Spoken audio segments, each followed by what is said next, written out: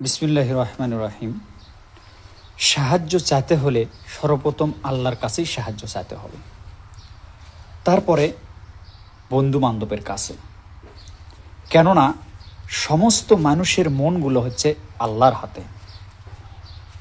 আল্লাহ যদি চান, যার কাছে আপনি সাহায্য চাবেন, ওর মনটা এমন শক্ত করে দিবে যে তার কাছে সাহায্য করার মতো সামর্থ্য থাকলেও সে আপনাকে সাহায্য করবে না।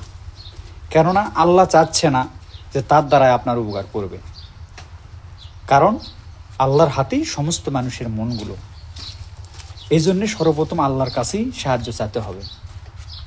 দেখেন, আপনার যদি কোনো প্রয়োজন পড়ে টাকা পয়সার, তো আপনি বন্ধুর কাছে যা বলেন, বন্ধু আমারে 500 টাকা দাও, আমি তোমারে 2-1 দিন পরে দিব, তখন বন্ধু কিন্তু টাকা থাকা সত্ত্বেও অনেক সময় বলে যে নাই, দিতে পারবো না।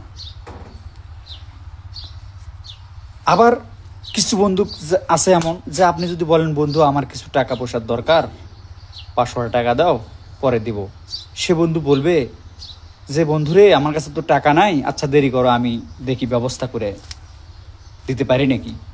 পরে সে ঠিকই ব্যবস্থা করে, যেভাবেই হোক ব্যবস্থা করে দিবেই, আপনারে ব্যবস্থা করে সে দিবেই।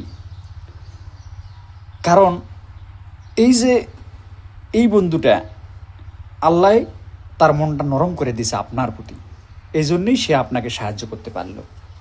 আর আরেক বন্ধু যাকে বললেন যে আমাকে 500 টাকা দাও, পরে দেবো, সে থাকা সত্ত্বেও, অনেক অনেক বন্ধু আছে এমন, থাকা সত্ত্বেও সে দেয় না, একদম সাপ না করে দেয়।